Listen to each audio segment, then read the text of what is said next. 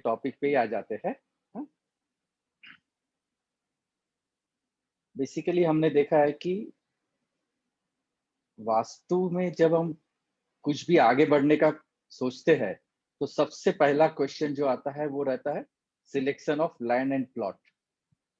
कि भाई मुझे जो प्लॉट लेना है, जिस जगह पे लेना है, क्या वो सही है। और बेसिकली पूरे वास्तु में अगर देखा जाए ना, तो 2/3 रोल लैंड और प्लॉट का रहता है, 1/3 रोल वो बिल्डिंग का, वो कंस्ट्रक्शन का रहता है। और लाइफ में भी वास्तु का रोल भी कैसा है, वास्तु का रोल भी 1/3। अगर हम हमारे पूरे लाइफ का बैलेंस शीट देखें, पूरा लाइफ में हमने क्या क्या हासिल किया, क्या क्या हासिल करने जा रहे हैं, क्या क्या कर रहे हैं, तो 1/3 1/3 1/3, 1/3 एस्ट्रोलॉजी, 1/3 वास्तु, और 1/3 हमारा पुरुषार्थ, हमारी मेहनत। ये तीनों का इक्वल कंट्रीब्यूशन है। हम आज जहां है या हम आगे जहां होने वाले हैं। समझ रहे हैं बात को? अगर हम कहें कि सिर्फ एस्ट्रोलॉजी सब कुछ है, तो भी हम कहीं ना कहीं गलत है। यदि हम कहें कि वास्तु ही सब कुछ है, तो भी हम गलत है। और अगर हम कहें कि सिर्फ मेहनत ही सब कुछ है, तो भी हम गलत है। It's equal contribution, I tell you. तो ये एक बात हमने ख्याल रखना। और फिर वास्तु में भी, of course, vastu is one of the segment of complete योग शास्त्र। लेकिन वास्तु में भी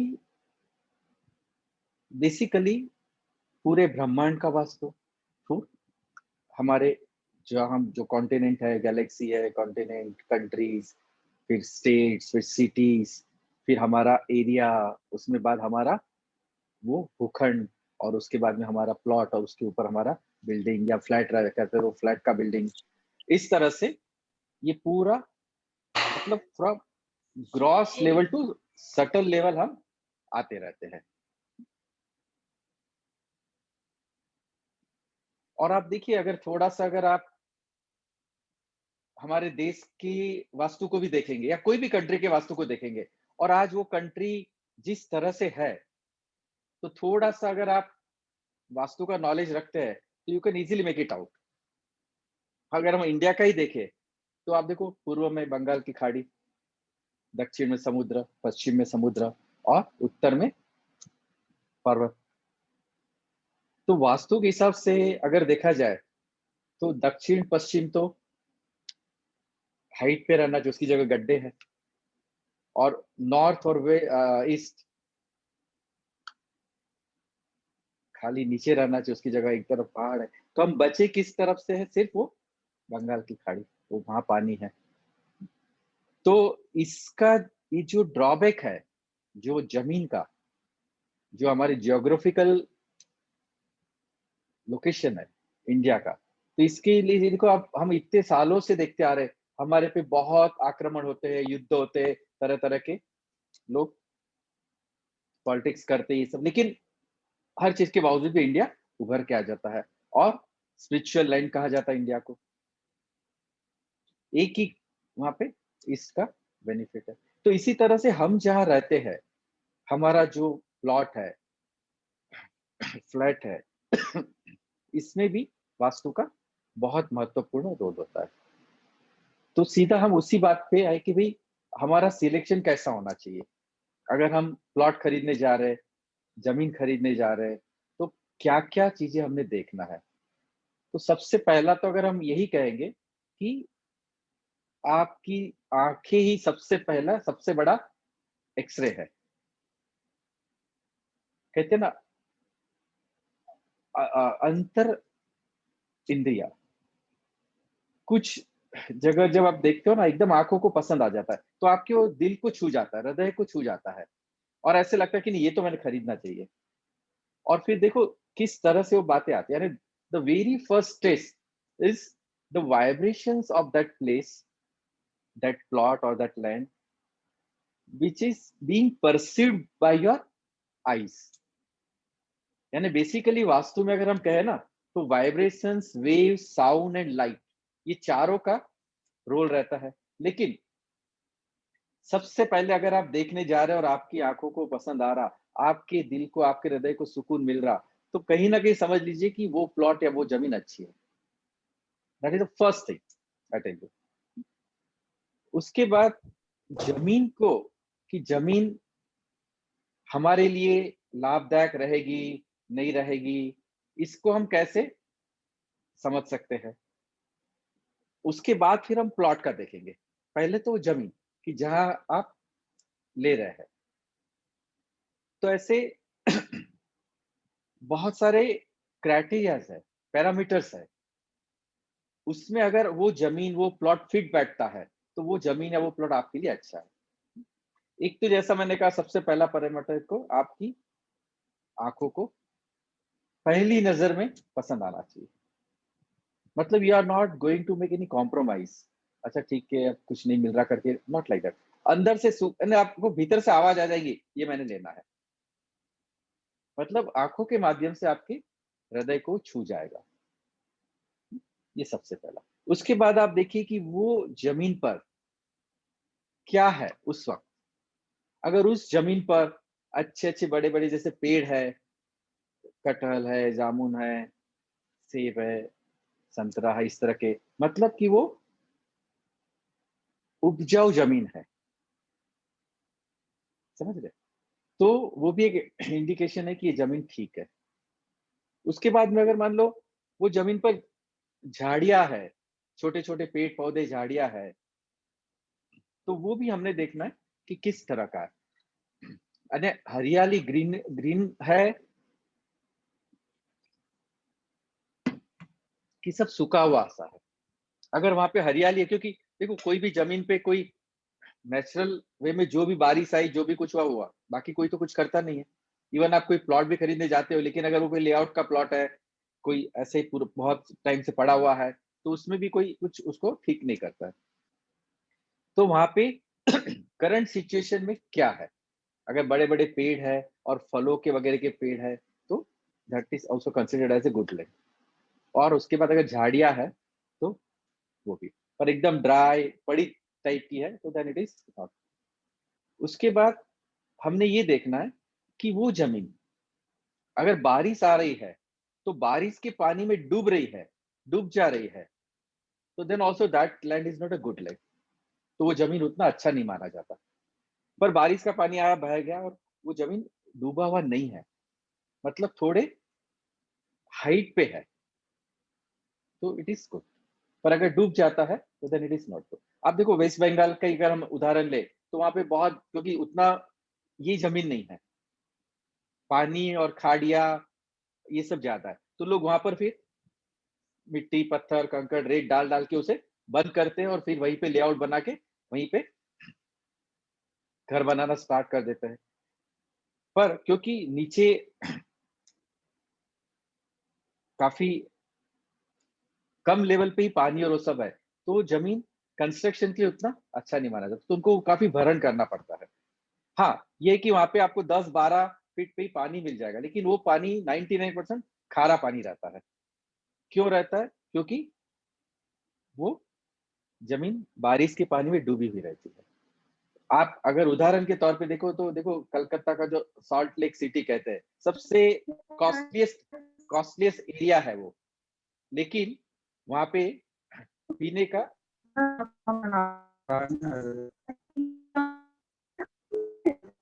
अपने आप को म्यूट रखे मिस्टर एस के गुप्ता। नीता जी, कोई ऐसे अनम्यूट होता है तो आप उनको म्यूट कर दीजिए।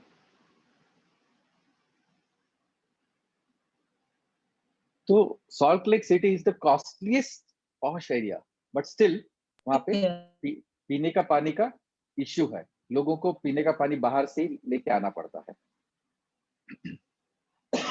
उसी की जगह अगर आप विपरीत देखे, मध्य प्रदेश में रायपुर आप देख लीजिए, तो रायपुर हाइट पे है थोड़ा, और काफी वहां पे पथरीली जमीन है, लेकिन वहां अगर आप एक महीना भी रहो, खास करके वहां का एक जो पर्टिकुलर रिहायशी इलाका है, एमजी रोड और समथिंग लाइक दैट, आप एक महीने में वहां पे काफी स्वस्थ हो जाओगे। क्योंकि वहां पे जो पानी है, अरे पाषाण जो है, पत्थर है, वो कुछ 7-8-10-12 फीट है, उसके बाद मीठा पानी है, तो उससे ही आपका हेल्प हो जाता है। तो ये भी एक क्राइटेरिया रहेगा कि अगर वो जमीन पानी में डूब जाती है बारिश के पानी में, then it is not considered as a good land. लेकिन अगर वो पानी में नहीं डूबती है, तो then it is a good land. उसके बाद में आपने ये देखना है कि आप जो भी प्लॉट लेने जा रहे हैं या जो भी जमीन ले रहे हैं, अगर वहाँ पे झाड़ियाँ वगैरह छोटी-छोटी झाड़ियाँ हैं, तो आप 2-3 झाड़ी को ऐसे हाथ में पकड़िए। अगर वो आसानी से निकल जा रही है बिना मेहनत के, then also it is not considered as a good land. वो अच्छी ज़मीन नहीं मानी जाती। तो आपको मतलब थोड़ी मेहनत करनी पड़ती है उसको निकालने के लिए। तो then it is an average land. यानी बहुत सिंपल सिंपल टेस्ट है। कई बार हम जो वास्तु कंसल्टेंट है उनको लेके जाते हैं कि भैया ये हमको लेना है, तो ये कैसा है देख लो, या ये हमने लेना चाहिए, नहीं लेना चाहिए। पर उसकी जगह यही सिंपल सिंपल टेस्ट आप अप्लाई कर लो, तो यू कैन आल्सो नो कि whether I should go for this land or not, I should go for this plot or not. तो ये आपको मैं सिंपल टेस्ट बता रहा हूँ। तो जो भी मैंने बताया, अभी जैसे झाड़ियों का भी बता रहा हूँ मैं। तो अगर आसानी से वो झाड़ी आप ऐसे खींच रहे हो निकल जा रही, then it is not considered as a good land और गुड प्लॉट। पर आपको थोड़ी मेहनत करनी पड़ रही है, इतनी आसानी से नहीं निकल रही है, तो इट इज एवरेज प्लॉट या एवरेज लैंड। पर आप बहुत मेहनत कर रहे हैं, फिर भी वो झाड़ी नहीं निकल पा रही है। जो भी 2-3-4 झाड़ी आपने हाथ में पकड़ लिया है, सिर्फ सिंगल झाड़ी नहीं, एक 3-4 झाड़ियों का समूह, तो आपने समझना है कि वो आपके लिए अच्छी जमीन है, कि where you are not able to pluck it out. Is that clear? This simple test. उसके बाद में जैसा मैंने कहा कि आप देखो, अगर वो लताओं से, फूलों से, पेड़ों से भरा पड़ा है, पूरा पूरा ग्रीनरी है, और खास करके कुछ ऐसे प्लांट, अब जैसे मनी प्लांट, मनी प्लांट देखो अगर अच्छी जमीन है ना, तो ही वहां पे बड़े होते जाएंगे। अगर जमीन अच्छी नहीं है ना, तो तुरंत मर जाते हैं। तो बिना किसी प्रयास के, या आप ही उस जमीन पर, मान लो कहीं से आपने मनी प्लांट लाके लगा दिया, 1 हफ्ते के बाद फिर से आप अगर जाते हो वहां पे और देखते हो कि मनी प्लांट वो बढ़ रहा है, वो मरा नहीं है, तो then also it is considered as a good land. या फिर तुलसी, तुलसी का पौधा वैसे भी हमारे संस्कृति में तो काफी पवित्र माना जाता है, तुलसी को माता का रूप दिया जाता है। तो तुलसी भी अच्छी जमीनों पे ही बड़ी होती है, अदरवाइज वो पौधा भी मर जाता है। तो अगर वहां पे तुलसी वृंदावन है, या तुलसी बहुत ज्यादा है, या आप अगर तुलसी का एक छोटा सा पौधा भी लगा लेते हैं, कई बार ऐसा होता है कि हम लैंड देखने जाते हैं तो ये सब चीजें मिलती है और नहीं मिली, और अगर आपका उनके साथ का रेपो अच्छा है और आप कह सकते हैं कि मैं आपको 10 दिन के बाद जवाब देता हूँ, चलेगा क्या? और फिर एक छोटा सा तुलसी का पौधा या एक मनी प्लांट लगा लिए, और देखो 10 दिन के बाद वो किस तरह से हो रहा है। तो अगर सपोज कि वो फल रहा है, तुलसी है, मनी प्लांट है, वो बढ़ रहा है, तो then also that land is considered as a good land. Is that clear? तो इस तरह से हमें अलग अलग टेस्ट से ही पता चल जाता है कि वो जमीन कैसी है। अच्छा, अब जैसे मैंने कही आम का पेड़ है, जामुन का पेड़ है, कटहल का पेड़ है, इस तरह के पेड़ है कि जहाँ पे कोई थका हुआ मुसाफिर वहां पे थोड़ा विश्राम करता है, तो उसे राहत मिलती है, सुख मिलता है। तो आप उस जमीन पे एक 10 मिनट के लिए आंखें बंद करके रहिए, and just see your state of mind. अगर आपकी मन की स्थिति वहां 10 मिनट आंखें बंद करके आप बैठे हैं और सुकून पा रही है, then also that is a good thing. अगर आप ध्यान वगैरह करते हैं, तो आपने 10 मिनट वहां बैठना है जरूर से। ये ऐसी करता है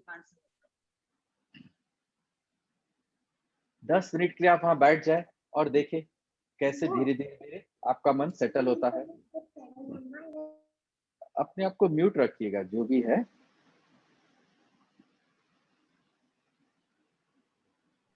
और आपके वीडियो कैमरास भी ऑन रखें, अदरवाइज मुझे लगेगा कि मैं ब्लैक स्क्रीन को एड्रेस कर रहा हूं।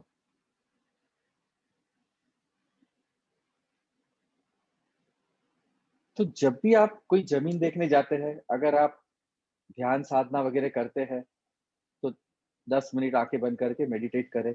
आपको अपने आप समझ में आएगा भीतर से, जो मैंने कहा ना, वाइब्रेशंस एंड वेव्स, यानी जो 4 प्रिंसिपल है, vibrations, wave, sound and light. तो वाइब्रेशंस और वेव, वाइब्रेशंस तो आपको पहली नजर में समझ में आता है कि भी उस जमीन के वाइब्रेशंस कैसे हैं, but all this depends on your spiritual upliftment. आप स्पिरिचुअली कितना ग्रो हुए हो, उस पर ये निर्भर होता है।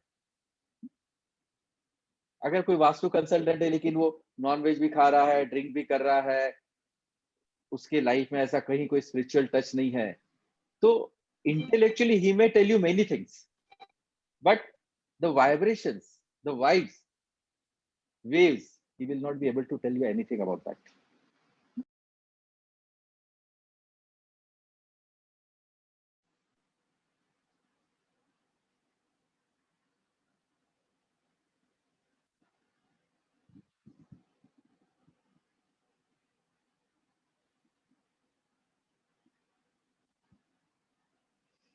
कि वहां के वाइब्रेशंस कैसे है।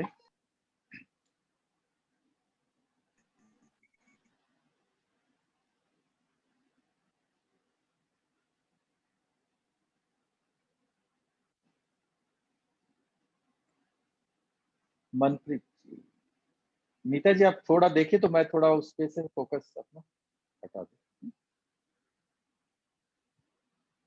जी भैया म्यूट है। हाँ, उसके बाद आप वहां जैसे बैठ के अगर आपके इष्ट देव है तो उनका भी थोड़ा स्मरण कर सकते हैं। देन भीतर से आपको कुछ सेल्फ एक्सप्लोरेशन होगा कि भाई दिस इज गुड और बैड। ये एट अ सटल लेवल आपको ये सब फील करना है। कहते हैं कॉस्मिक एनर्जी उस प्लॉट का, उस लैंड का कैसे ही आपको समझ में आएगा। उसके बाद में वो प्लॉट या लैंड की उपयोगिता कैसे क्या है, तो इसके लिए और कुछ कुछ टेस्ट है। तो एक टेस्ट कैसा है कि सिंपल सा आप उसके ब्रह्म स्थान में यानी उस प्लॉट के या उस जमीन के जो सेंटर है, जो उसका सेंटर है, वहां पे आप 1 foot by 1 foot by 1 foot का गड्ढा खोदे और वो गड्ढे की मिट्टी वहीं पे रखे, आप आसपास में रखे, ऐसा दूर फेंकना नहीं है। तो 1 बाय 1 का आपने गड्ढा खोदा, बाद में वही मिट्टी उस गड्ढे में वापस डाल दे जो मिट्टी आपने उसमें से निकाली है। और अगर वो मिट्टी पूरी डालने के बाद भी गड्ढा पूरा भर नहीं रहा है यानी और गड्ढे में मिट्टी आने का स्कोप है, तो फिर वो प्लॉट या वो जमीन अच्छा नहीं है, ये समझ लीजिए। मान लो कि आपने मिट्टी पूरी वापस उसमें भर ली और गड्ढा पूरा समतल हो गया, यानी गड्ढा भी गड्ढा नहीं है पर एक लेवल पे आ गया, तो वो प्लॉट एवरेज प्लॉट है।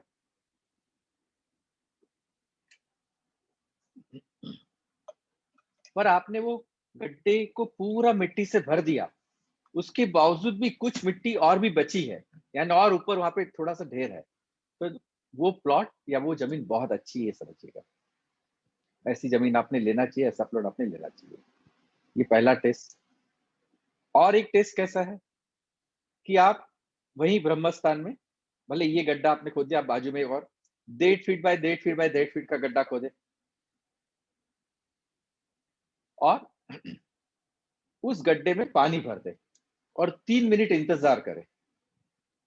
अगर 3 मिनट के इंतजार के बाद वो पानी पूरा सूख गया, वो पानी पूरा उस जमीन ने पी लिया, यानी गड्ढे में बिल्कुल पानी नहीं दिख रहा है, तो वो प्लॉट अच्छा नहीं है, वो जमीन अच्छी नहीं है। अगर 3 मिनट के पश्चात आधा पानी अभी भी भरा हुआ है, तो it is an average plot, सो।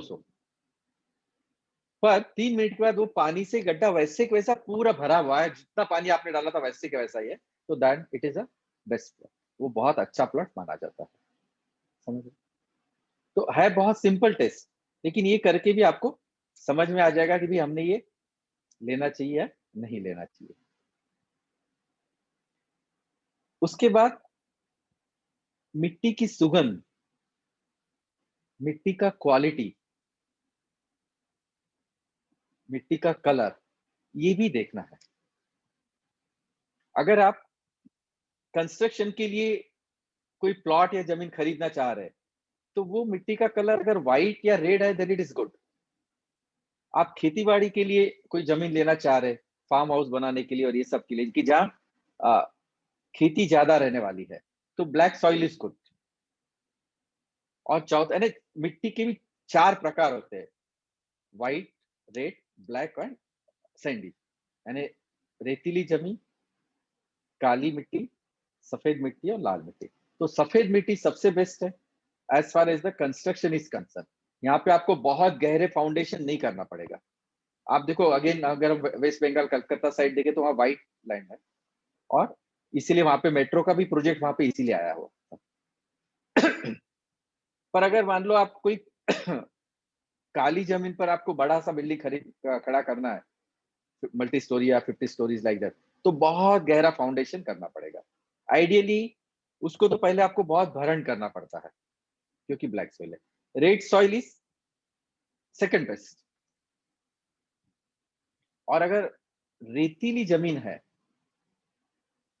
कि जहां पे उस जमीन में मिट्टी के साथ साथ रेत भी है, तो ऐसी जमीनों को प्रीफर नहीं करें। यानी ब्लैक सॉइल और सैंड वाला सॉइल कंस्ट्रक्शन रहने के हिसाब से योग्य नहीं है, क्योंकि ऐसे उसमें आप घर बनाओगे जहां रेत जिसमें बहुत ज्यादा प्रोपोर्शन में है, तो देखना बहुत जल्दी क्रेक्स आएंगे उस घर में, और क्रेक्स वाला घर कभी भी वास्तु के हिसाब से अच्छा नहीं माना जाता। तो आपने देखना है कि if you are purchasing it for the purpose of residence or construction, all those things, then white color or red color. But for agriculture purpose, then it is your black soil can also be done. रेतीली मिट्टी हमने prefer नहीं करना है। तो ये आपका जमीन के सिलेक्शन के रिलेटेड छोटे छोटे पॉइंट्स है, पर इतना भी अगर आप देख लेते हो और ये पैरामीटर्स में अगर वो फिट बैठता है तो आपने लेना चाहिए। और जो मैंने बताया कि जो जो चीजें नहीं होना चाहिए वैसी है तो आपने नहीं लेना चाहिए। उसके बाद में प्लॉट पर आते हैं। तो अलग अलग शेप के प्लॉट वास्तु के हिसाब से अच्छे या गलत माने जाते हैं। तो कौन से प्लॉट का आकार वास्तु के हिसाब से अच्छा माना जाता है? तो square, rectangle and circle, round, ये 3 तरह के अगर प्लॉट है तो ये वास्तु के हिसाब से बहुत अच्छे माने जाते हैं। ऐसे अगर प्लॉट आपको मिलते हैं तो आपने भले थोड़ा पैसा ज्यादा भी देना पड़े, लेकिन ऐसे प्लॉट लेना चाहिए। लेकिन उस प्लॉट को लेने के पहले वहां पर जो जमीन का जो टेस्ट है वो सारा कर लेना है। नहीं तो प्लॉट रेक्टेंगल या स्क्वायर है लेकिन वो जमीन की जितने भी टेस्ट है उसमें वो फेल हो रहा है, तो then it's of no use. तो पहले first selection is of the land and then second selection is of the plot. तो प्लॉट में सर्कुलर, स्क्वायर और रेक्टेंगल। आजकल तो जो भी लेआउट के प्लॉट्स रहते हैं 99% बिल्डर्स को भी, लेआउट डेवलपर्स को भी ख्याल रहता है, तो रेक्टेंगल या स्क्वायर प्लॉट ही बनाते हैं। कोई कॉर्नर के प्लॉट में फिर थोड़ा बहुत कट वगैरह कुछ रहता है, तो बने वहां तक हमने कॉर्नर प्लॉट फिर अवॉइड करना चाहिए। कई लोग कॉर्नर प्लॉट ही प्रीफर करते हैं, ये देख के ही सोच के कि भी 2 साइड से रोड मिल रहा है, लेकिन अगर वो 2 साइड जो है वो दिशा है कुछ गड़बड़ वाली है तो आपका कॉर्नर प्लॉट ठीक नहीं रहेगा। दूसरा, कॉर्नर प्लॉट में वो कॉर्नर में आपको टेंजेंट में वो कट हो जाता है, तो वास्तु के हिसाब से कट और प्रोजेक्शन ऑफ द प्लॉट्स ये भी गड़बड़ कर देता है, तो इसलिए भी हमने वो नहीं लेना है। तो बने वहां तक स्क्वायर या रेक्टेंगल। फिर अलग अलग काफी तरह के प्लॉट्स रहते हैं, और वो उस तरह के अगर हम प्लॉट्स लेते हैं तो वो प्लॉट हमारे लिए ठीक नहीं माने जाते। I will just share screen जिसमें आपको और क्लैरिटी के साथ वो आ जाएगा।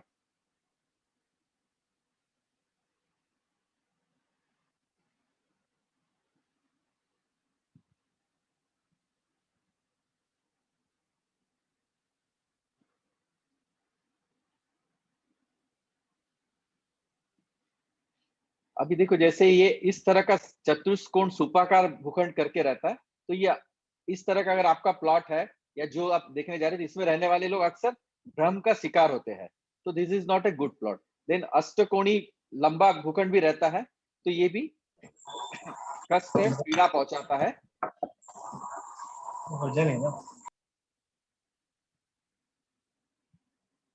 इसमें निवास करने वाले भी नाना प्रकार के कष्टों के शिकार होते हैं, और उनको वकील और डॉक्टरों के बहुत चक्कर लगा, मतलब कोर्ट केसेस और बीमारियां इनके वहां रहने वाली। फिर ये 2 कोणों वाला जो धनुषाकार भूखंड कहते हैं, ये आपके शत्रु बहुत बढ़ाएंगे। फिर बाल्टी नुमा प्लॉट की इस तरह का, इसमें रहने वाले हर वक्त कर्जे में डूबे रहते हैं।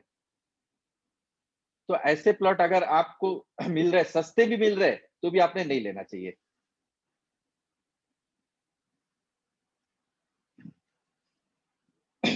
उसके बाद में इस तरह के भी, जैसे मृदुंग आकार का प्लॉट है, तो ऐसा वाला भी षटकोणी प्लॉट नहीं लेना चाहिए। ये इस तरह का अगर आपका प्लॉट है, तो जो घर का मेल मेंबर है या जो घर की फीमेल भी है, ये बाहर के मेल या फीमेल की तरफ ज्यादा अट्रैक्ट रहेंगे।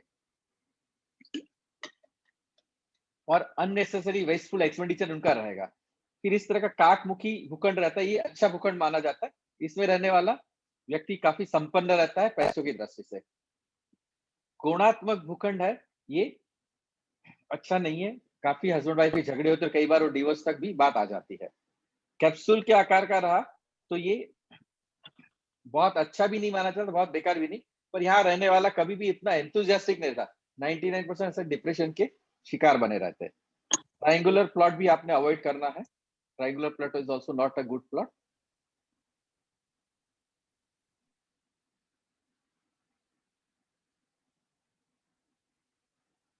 तो इसी तरह के प्लॉट कई बार ऐसा होता है कि भी हमको लगता है अरे सस्ता मिल रहा है, फिर हमारे हमको जो एरिया में चाहिए वो एरिया में मिल रहा है, लेकिन ये प्लॉट आपको बहुत नुकसान दे सकते हैं, तो वी शुड अवॉइड ऑल। फिर जैसा मैंने कहा स्क्वायर प्लॉट अगर आप लेते हैं तो इसमें रहने वालों को आप मानसिक और आर्थिक रूप से शांति मिलती है। रेक्टेंगल प्लॉट में भी रहने वाला सुखी और संपन्न रहता है, लेकिन हमने कभी भी ये देखना है इसका लंबाई चौड़ाई 1:2 से ज्यादा नहीं रहना चाहिए। अगर उसका लंबाई चौड़ाई में 1:2 से अगर ज्यादा है तो then it is not considered as a good plot, यानी वो बोलते हैं ट्रेन के डब्बे जैसा, तो उस तरह का नहीं रहना चाहिए। बाकी अदरवाइज इट इज ओके। फिर इस तरह के प्लॉट वैसे अभी के तो पीरियड में इस तरह के प्लॉट बहुत रेयरली रहते हैं। पहले के जमाने में रहते थे कि भाई जहां जिसको जगह मिली बना लिया, पर अभी तो लेआउट वगैरह में ऐसा, पर ऐसा अगर इंग्लिश का एच टाइप का प्लॉट रहा तो ये अच्छा नहीं है। फिर ऐसा मंदिर नुमा प्लॉट रहा कि एक तरह से इस तरह का पिरामिड जैसा दिख रहा है, तो ये इस तरह के लोग जो रहते मतलब खास करके the owner of the house, ये बहुत ही अपनी मन की मर्जी का मालिक रहता है और कई बार घर छोड़ के भी चल जाते। फिर इवन इंग्लिश की टी आकार का plot that is also not considered as a good plot. Usually 4-5 साल में ये मकान ओनर बेच ही देता है। इसमें जो 5वां ओनर रहेगा वो थोड़ा ठीक ठाक रहता है, बाकी उसके पहले वाले सारे दुखी होके निकलते हैं। फिर पंखनुमा टाइप का भी अगर प्लॉट है तो ये इतना खतरनाक है कि इसमें रहने वाला व्यक्ति सड़क पे आ जाता है, भीख मांगने का आता है। अर्ध चंद्राकार यानी क्रेसेंट मून जैसा, तो ये एक अच्छा भूखंड माना जाता है, वैसे बहुत रेयरली मिलता है। फिर जैसा मैंने कहा round plot is again a good plot, इस तरह का प्लॉट रहा तो।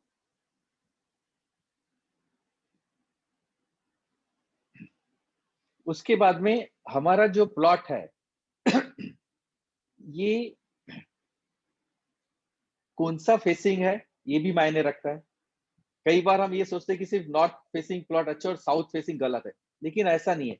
कोई भी फेसिंग प्लॉट अच्छा हो सकता है प्रोवाइडेड बाकी पैरामीटर्स उसमें फिट बैठते हो, और उसके रिलेटेड काफी सारे उसके रेमेडीज भी होते हैं।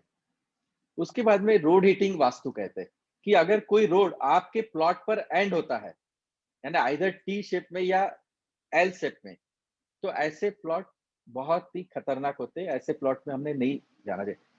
पानी के भाव में मिलता है तो भी नहीं लेना चाहिए।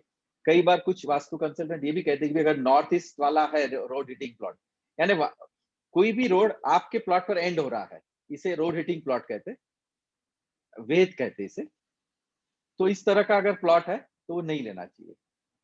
फिर ऐसे काफी सारे वेद बताए कि भी आपके प्लॉट के सामने मंदिर है, बड़ा पेड़ है, इलेक्ट्रिक पोल है या कोई और स्तंभ है, श्मशान है, फिर वहां बहुत गंदगी डालने का स्थान है, नाला है, ये सब है तो नहीं लेना चाहिए। बड़े बड़े वृक्ष है, अगर उसकी छाया पहले और चौथे प्रहर में आपके प्लॉट पे पड़ती है तो इट्स गुड, लेकिन सेकंड और थर्ड प्रहर में पड़ती है तो इट्स नॉट गुड। तो ये सब वेद माना जाता है। तो हमने हमारे प्लॉट के सामने में ये सब किस तरह का है, ये सब हमने देख के उसको डिसाइड करना है कि भी ऐसे प्लॉट नहीं। उसके बाद में प्लॉट में कट और प्रोजेक्शन, कि जो आपका प्लॉट है वो कोई दिशा से या कोई कॉर्नर से कट है या एक्सटेंशन है, तो ये भी काफी खतरनाक चीज होती है। एक्सेप्ट नॉर्थ ईस्ट एक्सटेंशन, यानी बेसिकली देखो वास्तु में तो 4 दिशा और 4 कॉर्नर मेन है, उसके बाद फिर उसके भी सब डिवीजन होते हैं, तो टोटल 16 यानी 360 डिग्री में 16 जोन्स होते हैं, पर मेन 4 डायरेक्शन एंड 4 सब डायरेक्शंस, 4 दिशा और 4 विदिशा। तो ये कहीं से अगर हमारा प्लॉट कट है या एक्सटेंडेड है तो ये भी बहुत बड़ा वास्तु दोष माना जाता है। ऐसे प्लॉट जनरली प्रीफर नहीं करना चाहिए, ऐसे प्लॉट नहीं लेना चाहिए, भले ही सस्ते मिलते हो। एक्सेप्ट एक ही एक्सेप्शन है कि नॉर्थ ईस्ट यानी ईशान्य कॉर्नर में बड़ा हुआ है, उसको छोड़कर बाकी सातों जगह एक्सटेंशन या कट है, तो we should not consider that as a good. तो ये मेन क्राइटेरियाज है, पैरामीटर्स है, आपको जमीन या प्लॉट खरीदने के पहले देखना चाहिए। Is that clear? अब आप कहोगे कि भाई हमने तो प्लॉट ले लिया है, जमीन ऑलरेडी ले ली है, अब उसमें ये सारी चीजें जो हमने बताई वो आप चेक कर लो, और अगर वो फिट नहीं बैठता है तो फिर आप समझिए कि कहीं ना कहीं उसका दोष है, और because of that particular fault you may be suffering like anything. अगर आपने उस पर घर बना लिया है तो जो भी सफरिंग है, हर एक जो भी मैंने आपको बताया कि भाई ये चीजें, उसके रिपरकेशन है, उसके कॉन्सिक्वेंसेस है, उसके बैड इफेक्ट है। तो अगर वो पर्टिकुलर टाइप का आपका फॉल्ट है तो आपको इम्पैक्ट रहेगा ही रहेगा। समझ रहे?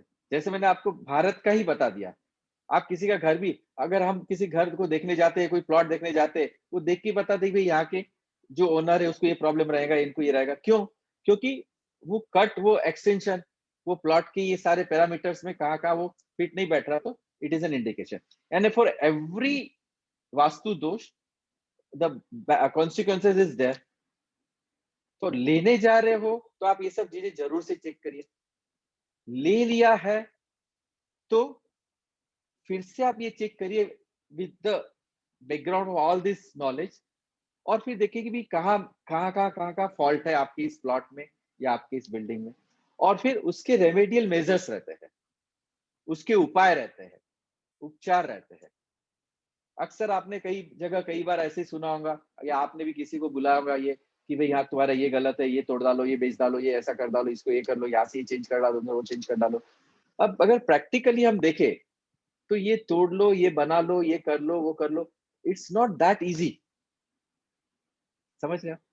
क्योंकि एक तो बहुत ज्यादा कॉस्ट इन्वॉल्व होता है, और कई बार कई सालों से आप वहां रह रहे हैं, तो आपका एक इमोशनल अटैचमेंट हो जाता है, एक माइंड कंडीशनिंग हो जाता है। तो एकदम से किसी ने कहा कि यहाँ से ये बाथरूम हटा के यहाँ कर डालो, यहाँ का ये करके वहां कर डालो, तो neither you are prepared mentally nor emotionally nor financially. तो फिर आप वैसे ही रहते हो, वैसे ही सफर होते रहते हो लाइफ लॉन्ग, फिर वो डिसीज, फिर वो mental problem and all such things. तो बहुत सिंपल सिंपल हमारे शास्त्रों में उपाय बताया है, बिना तोड़फोड़ के, without destruction, without demolition, without all this thing. और वो उपाय यानी जैसे हमारे जैसे बहुत सारे शास्त्र है, मयमत्तम है, राजवल्लभा है, संहिता, नारद संहिता है, ऐसे अलग अलग मत्स्य पुराण है, उसमें बहुत सारे अध्याय बताए हैं। और वो अध्याय में जो ट्रीटमेंट है, वो ट्रीटमेंट करके हम ये सारे दोषों को दूर कर सकते हैं। जैसे रत्न अध्याय होता है, बेसिकली क्या, ये जो ड्रॉबैक्स भी है, ये जो दोष भी है, ये बेसिकली आपकी एनर्जी को इम्बैलेंस कर रहे हैं। Vastu is nothing but play of 5 elements, 5 तत्वों का खेल है। पृथ्वी तत्व, जल तत्व, वायु तत्व, अग्नि तत्व, आकाश तत्व। ये तत्वों का एनर्जी अगर बैलेंस्ड है तो वो वास्तु अच्छा माना जाता है, और ये तत्वों का एनर्जी अगर इम्बैलेंस्ड है तो वो वास्तु अच्छा नहीं माना। एक उदाहरण के तौर पे मैं आपको बताता कि मान लो कि आपने प्लॉट लिया, या आपके पास जो प्लॉट है वो प्लॉट में नॉर्थ साउथ ईस्ट एक्सटेंडेड है, यानी अग्नि कॉर्नर बढ़ा हुआ है। तो what is the indication of this? अग्नि कॉर्नर बढ़ा है मतलब वहां पे फायर एलिमेंट ज्यादा है। तो फायर एलिमेंट है, उसके बैड इंपैक्ट क्या रहेंगे? वहां रहने वाले लोग देखो बहुत ही एग्रेसिव नेचर के रहते हैं, बनते हैं, बहुत गुस्सालु स्वभाव के, हाइपर एक्टिव। और ऐसे प्लॉट, ऐसे घरों में एक्सीडेंटल डैमेजेस होने के बहुत चांसेस है, आग लगने के बहुत चांसेस है, क्योंकि ये उसके कौन से, क्योंकि वहां फायर एलिमेंट ज्यादा है। तो उसको बैलेंस करने के लिए आपको कुछ ट्रीटमेंट करना पड़ेगा कि जिससे आप वो फायर एलिमेंट को कम कर दो। या फिर ऐसा घर की जहां पे साउथ ईस्ट कटा हुआ है, अग्नि कॉर्नर कटा हुआ है, तो अग्नि कॉर्नर कटा हुआ मतलब कि वहां अग्नि तत्व जितना जरूरी है उससे काफी कम है, it is less than what is required. तो वहां रहने वाले लोग देखो अक्सर डल टाइप के रहते हैं, क्योंकि उनके अंदर अग्नि तत्व मतलब तेज, आभा, डायनामिज्म, जोश, वो कमी है, क्योंकि वहां पे अग्नि तत्व कम है। तो ज्यादा है तो भी गड़बड़, कम है तो भी गड़बड़। तो ये जो ट्रीटमेंट्स है, ये सब उस तत्व को बैलेंस कर देते हैं, और वो ट्रीटमेंट से वो बैलेंस हो गया तो then you get the desire results.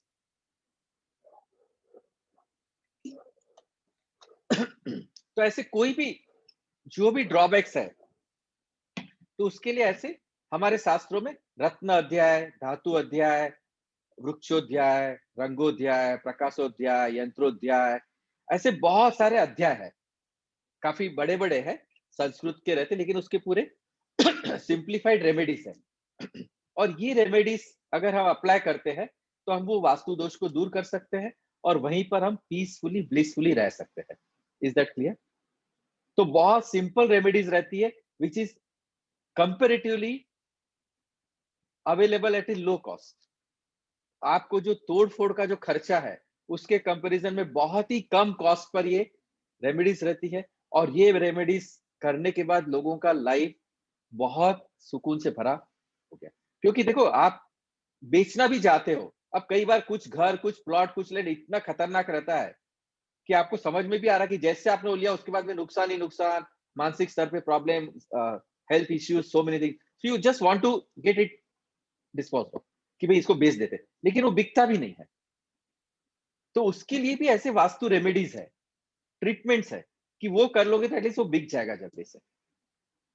फिर प्लेनेटरी पोजीशन जो आपका है, उसके साथ भी वास्तु कनेक्टेड है।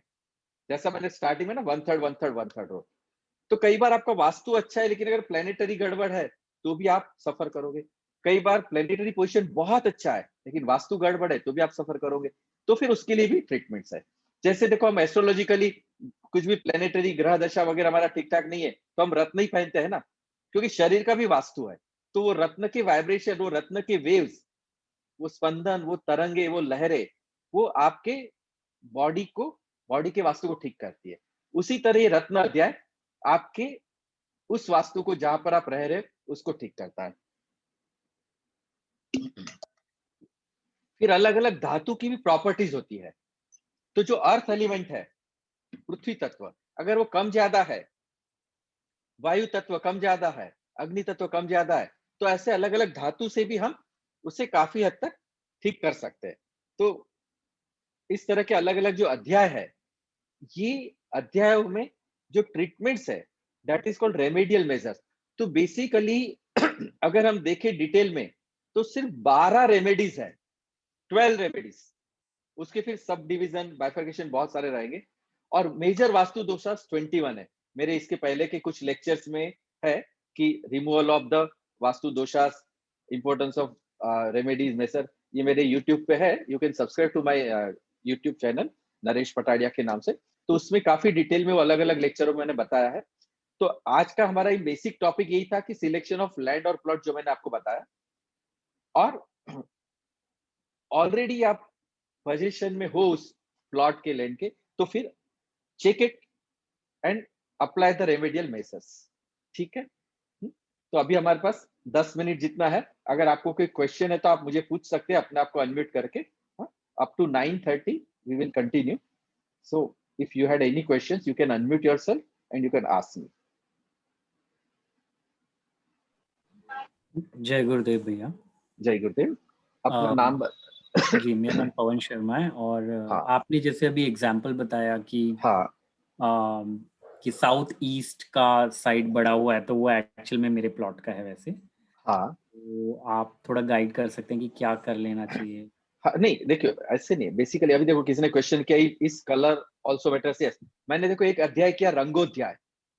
तो देयर आर वेरियस अध्याय, रत्न अध्याय, धातु अध्याय, रंगोध्याय, वृक्षोध्याय, प्रकाशोध्याय, यंत्रोध्याय, इवन लाइट्स आल्सो। स्टार्टिंग मैंने कहा ना, vibrations, wave, sound and light. तो ये सारे अध्याय ही रेमेडियल मेजर्स है। अब जो आपका पर्टिकुलर पवन जी, आपका जो आपका प्रॉब्लम है, इसके पूरे रेमेडियल मेजर्स रहते हैं। जो मैंने कहा ना, बेसिक 12 मेजर रेमेडीज है, उसमें फिर एक एक में बहुत सारे बाइफर्केशंस और सब डिविजन है। तो आपको रत्नो अध्याय करना पड़ेगा, वहां पे धातु अध्याय करना पड़ेगा, और ये करके आप उसमें से बाहर आ सकते हैं। Where we will get this knowledge. अच्छा, ये भी बेटर है कि आप है ना, instead of asking me question आप चैट पे डालते जाइए, तो मैं वो ऐसे आंसर दे दूंगा, ज्यादा इजी हो जाएगा। Where we will get this knowledge. हाँ, नॉलेज कहाँ मिलेगा? एक तो ये जैसे मैंने आपको कहा बहुत सारे वास्तु के बुक्स है, उसमें ये जो हमारे अगर ये शास्त्रोक्त पद्धति से देखना है तो मय मत्तम करके एक है, उसके बाद में मत्स्य पुराण है, राजवल्लभा है, नारद संहिता है, ऐसे मेन मेन ग्रंथ है हमारे। पर अब आप कहोगे कि हमारे पास उतना पेशेंस नहीं है कि हम वो सब पढ़े, वो संस्कृत में, फिर उसका कमेंट्री ये समझे। और बाकी तो अगर देखा जाए तो आज 500,000 बुक्स है वास्तु पे, लेकिन अगर आप 4 वास्तु बुक रेफर करोगे ना, चारों में अलग अलग चीजें मिलेगी आपको, and then you will become more confuse. पर जो शास्त्रों, क्योंकि आज भी देखो, अगर कोई पुराना कोई खंडहर दिखता है, कोई मंदिर टूट गया, उसको खोदा जाता है, तो नीचे से आपको अलग अलग रत्न मिलते हैं, धातु मिलती है, तो what is the indication of this? क्योंकि ये सब वहां उस वक्त भी था। तो ये नॉलेज के लिए एक तो ये है कि अगर आपके पास इनफाइनेट पेशेंस है, तो एक स्टडी, आज जैसे मेरा भी करीब 20-22 साल का स्टडी है। और सेकंड, अगर इतना नहीं करना है तो बहुत सिंपल है कि आप जैसे, I use to conduct even every month vastu course also, और या मेरा ऑनलाइन वास्तु कंसल्टेंसी भी रहता है, ऑफलाइन वास्तु कंसल्टेंसी भी रहता है, जिसमें आपको फिर डिटेल कंप्यूटराइज रिपोर्ट मिलता है। तो या तो आप वास्तु कोर्स करें, उसमें हम ये पूरा डिटेल में रेमेडीज वगैरह सारा बताते, प्रॉब्लम्स बताते। ये तो मैंने समझ लीजिए कि आपको उसमें का एक टॉपिक टच किया, just 5% of that entire course, कि भाई क्योंकि ये बहुत मेजर इश्यूज रहता है, selection of plot and land. तो you can join that astro vastu course with me. काफी सारे लोगों ने इसमें मैं देख रहा हूँ जिन्होंने कर चुके हैं, एंड उसमें से कई लोग मुझे बताते भी है उनका एक्सपीरियंस कि भैया भैया हमने ये चेंजेस किए, बाद में हमारा इतना अच्छा हो गया, ये सब अच्छा हो गया। मैं अपना खुद का ही कहूँ कि मैंने मेरे ऑफिस का, even though it is rented premises, पर वो वास्तु बोलते पहली नजर में मुझे पसंद आ गया था, और ये घर भी पहली नजर में पसंद आ गया था। तो मैंने वो ट्रीटमेंट किया था ऑफिस का, सेकेंड मंथ से मेरा इनकम डबल हो गया था, जबकि मैंने 100% ट्रीटमेंट कुछ कुछ नहीं भी किया था, क्योंकि इट इज रेंटेड प्रीमाइसेस। तो I had certain limitations also, कि लैंडलॉर्ड हर चीजें नहीं करने देता है। उसके बावजूद भी ये घर में आके मैं दिन दुनी रात चौगुनी प्रगति कर रहा हूँ, और the all the 4 planes, physical, mental, spiritual, emotional, I am very much settled. समझ रहे? तो अलग अलग ये सारे ट्रीटमेंट्स है। एवरी मंथ मैं वास्तु कोर्स लेता ही हूँ। मैं अभी भी शेयर करूंगा, एवरी मंथ एक डब्ल्यू में आप बता दीजिए। ऑनलाइन वास्तु कोर्स अभी तो रहा है, क्योंकि अभी तो सब जूम पर आ गया है। पिछले 1 साल से करीब करीब मैंने 100+ कोर्सेस लिए हैं आर्ट ऑफ लिविंग के। उसमें 22 23 या 24 तो एडवांस कोर्स है, वीटीपीज है, सहज समाधि है, ऐसे उसी प्रकार से दिसंबर ऑनवर्ड्स मैंने ऑनलाइन वास्तु कोर्सेस चालू किए। तब तक तो मेरे लॉकडाउन के पहले ऑफलाइन ही रहते थे, पर उसमें कई बाहर गांव से आने वाले को कैसा है कि भाई यहाँ आना रहना, तो it is a costly affair.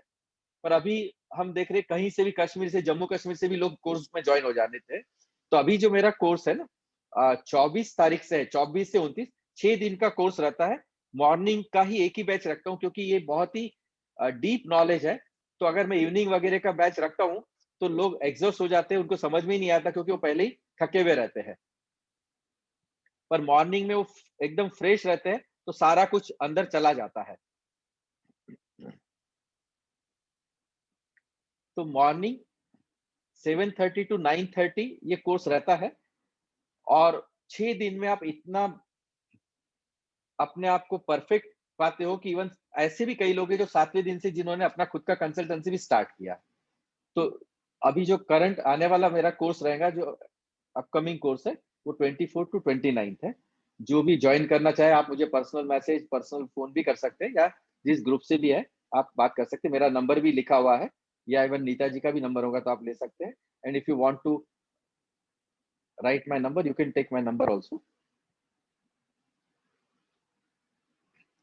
Apart from that, अगर आप चाहे सिंपल सिंपल कहियो कि जैसे अभी पवन जी ने क्वेश्चन किया